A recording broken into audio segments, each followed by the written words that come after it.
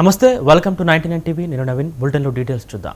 Assembly సమావేశాలకు ఈసారైనా కేసీఆర్ రావాలని మంత్రి కోమటిరెడ్డి వెంకటరెడ్డి కోరారు. పక్క రాష్ట్రంలో ప్రతిపక్ష హోదా లేదని కానీ మీకు ప్రతిపక్ష హోదా ఇచ్చాం కదా అని అన్నారు. కేసీఆర్ ఇచ్చే సలహాలు సూచనలు స్వీకరిస్తామన్నారు. కేటీఆర్ ప్రజెంటేషన్ ఇస్తే నవ్వు వస్తుందని వ్యాఖ్యానించారు. మూసీతో నల్గొండ ప్రజలు తీవ్ర ఇబ్బందులు పడుతున్నారని మంత్రి చెప్పారు.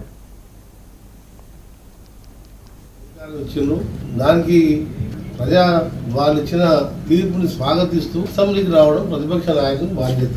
నేను గౌరవ కేసీఆర్ గారి నుంచి ఈ ప్రభుత్వం చేసే మంచి పనులు కానీ ఈ ప్రభుత్వం ఇంకేమైనా మార్పులు చేసుకోవాలన్నా ఇంకేమైనా సలహాలు సూచనలు ఇస్తే తప్పకుండా నిజంగా ఆయన సూచన కరెక్ట్ ఉండి మేము చేసే పనులు తప్పుంటే మార్చుకునే అవకాశం ఉంది.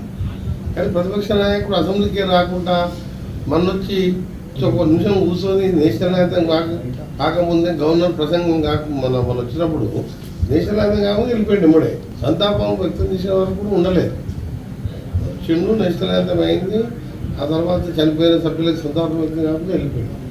నేను ఈసారి కేసీఆర్ ప్రత్యేకంగా నేను ఒక తెలంగాణ ఉద్యమకారునిగా నేను మా మంత్రి పదవి వదిలిపెట్టుకొని కొండా లక్ష్మణ్ బాబుజీ తర్వాత మళ్ళీ రెండవ వ్యక్తి 3 సంవత్సరాల పదవి కాలం ఉండి కూడా పిల్లలు చనిపోతుంటే మా పార్టీ మీద ఒత్తిడి తేవడాలి, మా నాయకురాలకు తెలియజేయాలంటే పోయి ఆమె దగ్గర కలిసి అక్కడున్న పెద్దలని సోనియా గాంధీ గారు కలిసి మీరు అనౌన్స్ చేసిండ్రు శ్రీకృష్ణ కమిటీ ఆలస్యం చేస్తే పిల్లలు చనిపోతున్నారు.